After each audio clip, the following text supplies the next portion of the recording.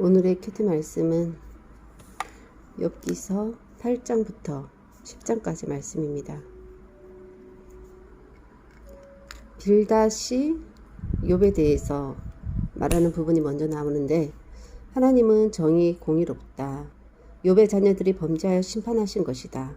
하나님을 잊어버리지 말고 하나님을 찾으면, 그리고 청결 정직하면 반드시 하나님이 돌보시고 평안하게 하실 것이다. 시작은 미약하나 나중은 창대하리라. 하나님은 순전한 사람은 버리지 아니하시고 악한 자를 붙들어 주지 않으신다. 라는 말로 욥을 계속해서 정죄하고 있습니다. 그런데 욥은 거기에 대해서 나도 안다. 인생이 어찌 하나님 앞에 의롭겠느냐. 의로울지라도 대답하지 못하고 하나님께 간구할 뿐이다. 아무리 내가 의로워도 하나님은 나를 정죄하신다. 하나님이 온전한 자는 악한 자나 멸망시키시고 무죄한 자의 절망도 비웃으신다. 세상이 악인의 손에 넘어갔고 재판과 얼굴도 가려졌고 이건 모두 하나님이 하신 일이다. 복음는 자신의 날에 대해서 저주하고 있고, 불평을 잊고 얼굴빛을 고쳐 즐거운 모양을 해도 모두 고통스럽다. 모든 고통이 두렵다. 정죄를 어차피 당하는데 헛되이 수고할 필요가 있나. 깨끗이 씻어도 하나님의 개천에 빠지게 할 것이다. 내 영혼이 곤비하여서 불평을 토로하고 마음이 괴로운 대로 말하겠다. 나를 정죄하지 마시고 왜 나와 변론하시는지 알게 해달라. 주의 손으로 지은 것을 학대 멸시하시고 악인에게는 빛 비추시기를 왜 선히 여기시냐. 왜 사람처럼 나의 허물을 죄를 듣추시냐. 주께서는 내가 악하지 않은 줄 아는데 나를 만드셨는데 이제는 멸하시나. 주는 내게 생명 은혜 주시고 나를 보살피시고 내 영을 지키셨는데 이제는 나를 향하여 군대가 번갈아 치듯이 진노하신다. 벗어날 수도 없는데 이럴 거면 왜 태어나게 하셨나.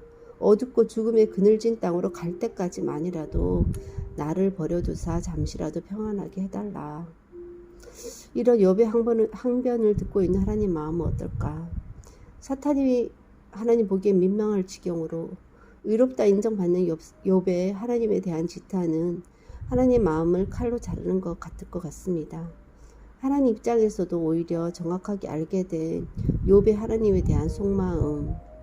하지만 하나님도 그 심한 고통과 오랜 시간으로 인해 욥이 죽지 않고 살아서 오롯이 하나님께 버림받는다고 느끼는 상황에 인간의 한계를 넘어선 지경의 것이기 때문에 본심이 아니라는 것을 알고 계실 것입니다. 이 모든 것 또한 예수님을 보여주시기 위함입니다.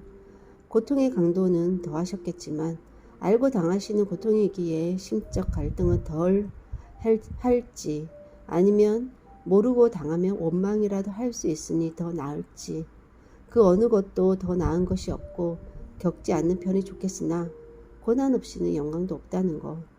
하나님의 손에 맡기고 주시면 주는 대로, 안 주시면 안 주시는 대로 하나님이 알아서 하시도록 맡기는 수밖에 없다는 생각이 듭니다. 그리고 한편 빌닷이 시작은 미약하나 나중은 창대하리라 했는데 욥의 시작은 그렇게 미약하지 않았던 것 같고, 이 말 또한 자신을 좀 더 좋게 보이기 위한 그렇듯한 말이 아니었나 하는 생각이 또 오늘 듭니다. 하나님,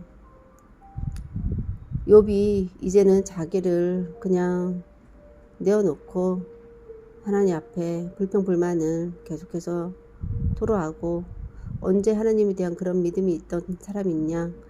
하나님, 사탄이 보기에도 민망할 지경으로 욥의 의로웠던 모습은 정말 온데간데 없고, 지금 욥의 모습은 정말 어린아이처럼 투정하고 불평불만하고 정말 너무나도 고통스러워 하나님께 원망하는 그런 너무나도 인간적인